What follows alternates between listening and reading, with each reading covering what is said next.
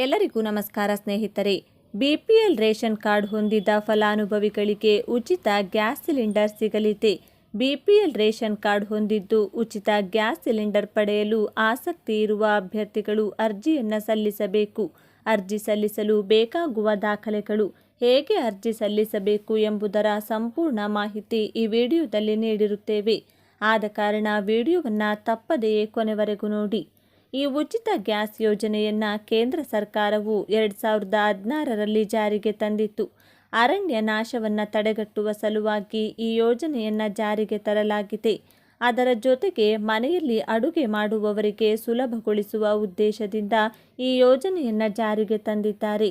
ಇದರ ಭಾಗವಾಗಿ ಕೇಂದ್ರ ಸರ್ಕಾರವು ಪ್ರಧಾನಮಂತ್ರಿ ಉಜ್ವಲ ಯೋಜನೆ ಅಡಿಯಲ್ಲಿ 3 ಸಿಲಿಂಡರ್ ಉಚಿತವಾಗಿ ನೀಡುವ ಯೋಜನೆಯನ್ನು ಪರಿಚಯ ಮಾಡಿಸಿತು. ಆದರೆ ಬಿಪಿಎಲ್ ರೇಷನ್ ಕಾರ್ಡ್ ಹೊಂದಿದ ಫಲಾನುಭವಿಗಳು ಮಾತ್ರ ಈ ಯೋಜನೆಯ 3 ಸಿಲಿಂಡರ್ಗಳು ಪಡೆಯಲು ಸಾಧ್ಯವಾಗಿದೆ. 2016ರಲ್ಲಿ ಆರಂಭವಾದ ಈ ಯೋಜನೆಯು ಈಗಲೂ ಸಹ ಮುಂದುವರೆದಿದೆ.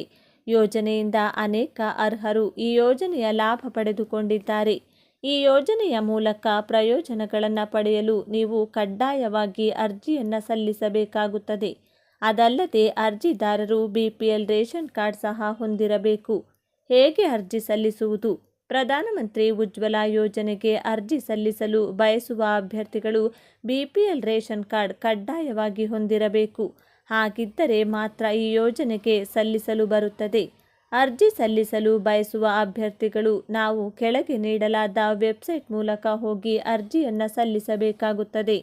ಅರ್ಜಿ ಸಲ್ಲಿಸಲು ಇದರ ಮೇಲೆ ಕ್ಲಿಕ್ ಮಾಡಿ. ಪ್ರಧಾನಮಂತ್ರಿ ಉಜ್ವಲ ಯೋಜನೆ 2.0 ಈ ಲಿಂಕ್ ಮೇಲೆ ಕ್ಲಿಕ್ ಮಾಡುವ ಮೂಲಕ ಪ್ರಧಾನಮಂತ್ರಿ ಉಜ್ವಲ ಯೋಜನೆಗೆ ಅರ್ಜಿ ಸಲ್ಲಿಸಿ ಉಚಿತ LPG ಗ್ಯಾಸ್ ಸಿಲಿಂಡರ್ ಪಡೆದುಕೊಳ್ಳಿ. ಅರ್ಜಿ ಸಲ್ಲಿಸಲು ಪ್ರಮುಖ ದಾಖಲೆಗಳು. ಪ್ರಧಾನಮಂತ್ರಿ ಉಜ್ವಲ ಯೋಜನೆಗೆ ಅರ್ಜಿ ಸಲ್ಲಿಸಲು ಬಯಸುವವರು ಈ ದಾಖಲೆಗಳನ್ನು ಕಡ್ಡಾಯವಾಗಿ ಹೊಂದಿರಬೇಕು. BPL ration card, Aadhaar card, mobile number, bank ಖಾತೆಯ ವಿವರಗಳು, ಇನ್ನೂ ಅಗತ್ಯ ದಾಖಲೆಗಳನ್ನು ನೀಡಿ ಈ ಯೋಜನೆಗೆ ಅರ್ಜಿಯನ್ನು ಸಲ್ಲಿಸಬೇಕಾಗುತ್ತದೆ. ವರ್ಷಕ್ಕೆ 3 ಸಿಲಿಂಡರ್ ಉಚಿತ. ಪ್ರಧಾನಮಂತ್ರಿ ಉಜ್ವಲ ಯೋಜನೆಯಲ್ಲಿ ಅರ್ಜಿ ಹಾಕಿ ನೀವೇನಾದರೂ ಉಚಿತ ಗ್ಯಾಸ್ ಸಿಲಿಂಡರ್ ಹಾಗೂ ಸ್ಟವ್ ಪಡೆದರೆ ನಿಮಗೆ ಕೇಂದ್ರ ಸರ್ಕಾರದ ಕಡೆಯಿಂದ ಪ್ರತಿ ವರ್ಷ 3 ಸಿಲಿಂಡರ್ ಉಚಿತವಾಗಿ ನೀಡುವುದರ ಮೂಲಕ ಆರ್ಥಿಕವಾಗಿ ಹಿಂದುಳಿದ ಕುಟುಂಬಗಳಿಗೆ ಬೆಂಬಲ ನೀಡುವ ಗುರಿಯನ್ನು ಕೇಂದ್ರ ಸರ್ಕಾರ ವಹಿಸಿಕೊಂಡಿದೆ. ಗೃಹಲಕ್ಷ್ಮಿ ಹಣ ಪಡೆಯುತ್ತಿರುವ ರಾಜ್ಯದ ಎಲ್ಲ ಮಹಿಳೆಯರಿಗೆ ರಾಜ್ಯ ಸರ್ಕಾರದಿಂದ ಮತ್ತೊಂದು ಹೊಸ ಯೋಜನೆ ಘೋಷಣೆ. ಮನಸ್ವಿನಿ ಯೋಜನೆ ಮೂಲಕ ಇನ್ಮುಂದೆ ಪ್ರತಿ ತಿಂಗಳು 800 ರೂಪಾಯಿ ಹಣ. ರಾಜ್ಯದ ಮಹಿಳೆಯರಿಗೆ ರಾಜ್ಯ ಸರ್ಕಾರದಿಂದ ಮತ್ತೊಂದು ಬಂಪರ್ ಗುಡ್ ನ್ಯೂಸ್ ನೀಡಲಾಗಿದ್ದು, ಈ ಯೋಜನೆ ಅಡಿಯಲ್ಲಿ ಇನ್ಮುಂದೆ 800 ರೂಪಾಯಿ ಹಣ ದೊರೆಯುತ್ತದೆ. ಈ ಯೋಜನೆಯು ಈಗಾಗಲೇ ಆರಂಭಗೊಂಡಿದ್ದು, ಆಸಕ್ತ ಮತ್ತು ಅರ್ಹ ಮಹಿಳೆಯರು ಆನ್ಲೈನ್ನಲ್ಲಿ ಅರ್ಜಿಯನ್ನು ಸಲ್ಲಿಸಬಹುದಾಗಿದೆ. ನಿಮ್ಮ ಹತ್ತಿರದಲ್ಲಿರುವ ಗ್ರಾಮ 1 ಕೇಂದ್ರದಲ್ಲಿ ಅಥವಾ ಬೆಂಗಳೂರು 1 ಕೇಂದ್ರದಲ್ಲಿ ಅಥವಾ ನಾಡ ಕಚೇರಿ ಅಥವಾ ಅಟಲ್ಜಿ ಜನಸ್ನೇಹಿ ಕೇಂದ್ರಗಳಲ್ಲಿ ಮತ್ತು ಬಾಪೂಜಿ ಸೇವಾ ಕೇಂದ್ರಗಳಲ್ಲಿ ಅರ್ಜಿಯನ್ನು ಖುದ್ದಾಗಿ ಮಹಿಳೆಯು ಸಲ್ಲಿಸಬಹುದಾಗಿದೆ. ಬನ್ನಿ ಹಾಗಾದರೆ ಮಹಿಳೆಯರಿಗಾಗಿ ಜಾರಿಗೊಳಿಸಿರುವ ಮತ್ತೊಂದು ಹೊಸ ಯೋಜನೆ ಏನು ಎನ್ನುವ ಕಂಪ್ಲೀಟ್ ಮಾಹಿತಿಯನ್ನು ಈ ವಿಡಿಯೋದಲ್ಲಿ ನೀಡಲಾಗಿತ್ತು.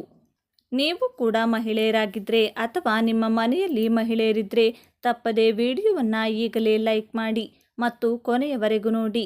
ಅರ್ಜಿ ಸಲ್ಲಿಸೋದು ಹೇಗೆ, ಅಗತ್ಯವಾದ ದಾಖಲೆಗಳು, ಯಾವಾಗಿನಿಂದ ನಿಮ್ಮ ಖಾತೆಗಳಿಗೆ ಹಣ ಜಮಾ ಆಗುತ್ತೆ ಎನ್ನುವ ಬಗ್ಗೆ ಸಂಪೂರ್ಣವಾಗಿ ನೋಡೋಣ ಬನ್ನಿ. ಸಾಮಾಜಿಕವಾಗಿ ಹಾಗೂ ಆರ್ಥಿಕವಾಗಿ ಸಂಕಷ್ಟದಲ್ಲಿರುವ ಅವಿವಾಹಿತ ಹಾಗೂ ವಿಚ್ಛೇದಿತ ಮಹಿಳೆಯರಿಗೆ ಆರ್ಥಿಕ ಭದ್ರತೆ ಒದಗಿಸಲು ಕರ್ನಾಟಕ ಸರ್ಕಾರದಿಂದ ಮನಸ್ವಿನಿ ಯೋಜನೆ ವತಿಯಿಂದ 800 ರೂಪಾಯಿ ಪಿಂಚಣಿ ಸೌಲಭ್ಯವನ್ನು ನೀಡಲಾಗಿದೆ. ಮನಸ್ವಿನಿ ಯೋಜನೆಯು ಸರ್ಕಾರ ಜಾರಿಗೆ ತಂದಿರುವ ಒಂದು ಮಹತ್ವದ ಯೋಜನೆಯಾಗಿದೆ. ಈ ಯೋಜನೆಯು ಅವಿವಾಹಿತ ಮತ್ತು ವಿಚ್ಛೇದಿತ ಮಹಿಳೆಯರಿಗೆ ಮಾಸಿಕ ವೇತನ ನೀಡುವ ಯೋಜನೆಯಾಗಿದೆ. ಇದರಿಂದ ಅವಿವಾಹಿತ ಮತ್ತು ವಿಚ್ಛೇದಿತ ಮಹಿಳೆಯರಿಗೆ ಜೀವನ ನಡೆಸಲು ಹಣಕಾಸಿನ ಸಹಾಯ ನೀಡುವಂತಹ ಯೋಜನೆ. ಬಡತನದಲ್ಲಿರುವಂತಹ ಮಹಿಳೆಯರಿಗೆ ಇದು ಸ್ವಲ್ಪ ಮಟ್ಟಿಗೆ ಆರ್ಥಿಕ ವ್ಯವಸ್ಥೆಯನ್ನು ಒದಗಿಸಿಕೊಡುತ್ತದೆ ಮತ್ತು ಅವರು ಉತ್ತಮ ಜೀವನ ನಡೆಸಲು ಸಹಾಯವಾಗುತ್ತದೆ. ಗ್ರಾಮಾಂತರ ಪ್ರದೇಶಗಳಲ್ಲಿ ಅವಿವಾಹಿತ, ಬೇರ್ಪಟ್ಟ ಮತ್ತು ವಿಚ್ಛೇದಿತ ಮಹಿಳೆಯರನ್ನು ರಕ್ಷಿಸಲು ಪ್ರಾರಂಭಿಸಿತು. ಈ ಯೋಜನೆ ಅಡಿಯಲ್ಲಿ ಕರ್ನಾಟಕ ಸರ್ಕಾರವು ರಾಜ್ಯದಲ್ಲಿ ಅವಿವಾಹಿತ ಮತ್ತು ವಿಚ್ಛೇದಿತ ಬಡ ಮಹಿಳೆಯರಿಗೆ ಪಿಂಚಣಿ ನೀಡುತ್ತದೆ. ಬಡತನ ರೇಖೆಗಿಂತ ಕೆಳಗಿರುವ 40ರಿಂದ 64 ವರ್ಷದೊಳಗಿನ ಅವಿವಾಹಿತ ಹಾಗೂ ವಿಚ್ಛೇದನ ಪಡೆದಿರುವ ಮಹಿಳೆಯರಿಗೆ ಆರ್ಥಿಕ ನೆರವು ನೀಡಿ ಮುಖ್ಯವಾಹಿನಿಗೆ ತರುವ ಉದ್ದೇಶದಿಂದ ಮನಸ್ವಿನಿ ಯೋಜನೆ ಜಾರಿಗೊಳಿಸಲಾಗಿದೆ. ಫಲಾನುಭವಿಯು 40ರಿಂದ 64 ವರ್ಷದ ಒಳಗಿರಬೇಕು. ವಾರ್ಷಿಕ ಆದಾಯ ಗ್ರಾಮೀಣ ಹಾಗೂ ನಗರ ಪ್ರದೇಶದಲ್ಲಿ 32,000ಕ್ಕಿಂತ ಕಡಿಮೆ ಇರಬೇಕು.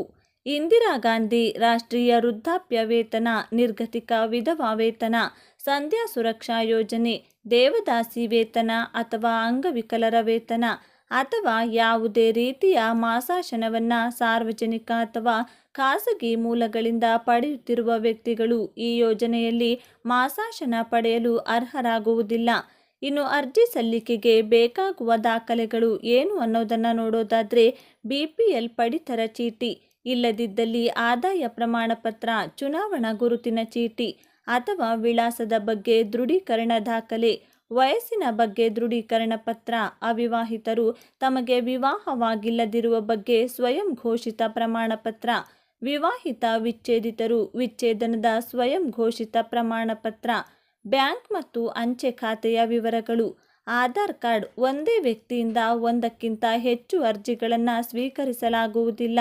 ಇನ್ನು ಇಲ್ಲಿ ಗಮನಿಸಬೇಕಾದ ಅಂಶ ಎಂದರೆ ಸಲ್ಲಿಕೆಯಾದ ಅರ್ಜಿಗಳನ್ನು ಅಟಲ್ಜಿ ಜನಸ್ನೇಹಿ ಕೇಂದ್ರಗಳಲ್ಲಿ ಅಥವಾ ನಾಡ ಕಚೇರಿಗಳಲ್ಲಿ ಗ್ರಾಮ ಲೆಕ್ಕಾಧಿಕಾರಿಯು ಅರ್ಜಿದಾರರ ಹೆಸರು ಅಥವಾ ತಂದೆ ಅಥವಾ ಗಂಡನ ಹೆಸರು, ವಿಳಾಸವನ್ನು ದಾಖಲಿಸಿಕೊಳ್ಳುತ್ತಾರೆ.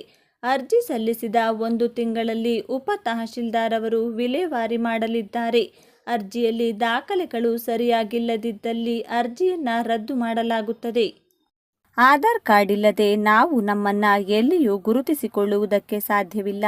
ಅಷ್ಟು ಪ್ರಮುಖವಾಗಿರುವ ದಾಖಲೆ ಆಧಾರ್ ಕಾರ್ಡ್. ಆದರೆ ಈ ಆಧಾರ್ ಕಾರ್ಡ್ ವಿತರಣೆ ಮಾಡಿದ ನಂತರ ಭಾರತೀಯ ವಿಶಿಷ್ಟ ಗುರುತಿನ ಅಧಿಕಾರ UIDAI ಅದಕ್ಕೆ ಸಂಬಂಧಪಟ್ಟ ಹಾಗೆ ಕೆಲವು ಪ್ರಮುಖ ನಿಯಮ ಬದಲಾವಣೆಗಳನ್ನು ಮಾಡುತ್ತಾ ಬಂದಿದೆ. ಇದೀಗ ಆಧಾರ್ ಕಾರ್ಡನ್ನು ಹೊಂದಿರುವವರಿಗೆ ಹೊಸ ನಿಯಮ ಜಾರಿಗೆ ತರಲಾಗಿದ್ದು, ಇದನ್ನು ಪಾಲನೆ ಮಾಡದಿದ್ದರೆ ನಿಮ್ಮ ಆಧಾರ್ ಕಾರ್ಡ್ ನಿಷ್ಪ್ರಯೋಜಕ ಆಗಬಹುದು. ಯಾವ ಕೆಲಸಕ್ಕೂ ನಿಮ್ಮ ಆಧಾರ್ ಕಾರ್ಡ್ ಪ್ರಯೋಜನಕ್ಕೆ ಬಾರದೇ ಇರಬಹುದು. 10 ವರ್ಷಕ್ಕಿಂತ ಹಳೆಯ ಆಧಾರ್ ಕಾರ್ಡ್ ಹೊಂದಿದ್ದೀರಾ?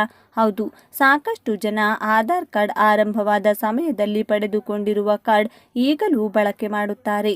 ಅಂದರೆ 2013ರ ನಂತರ ಆಧಾರ್ ಕಾರ್ಡ್ ಪಡೆದುಕೊಂಡಿದ್ರೆ 10 ವರ್ಷ ಕಳೆದಿರುತ್ತದೆ. ಅದರಿಂದ ಅದನ್ನು ಅಪ್ಡೇಟ್ ಮಾಡಿಕೊಳ್ಳುವುದು ಬಹಳ ಮುಖ್ಯ.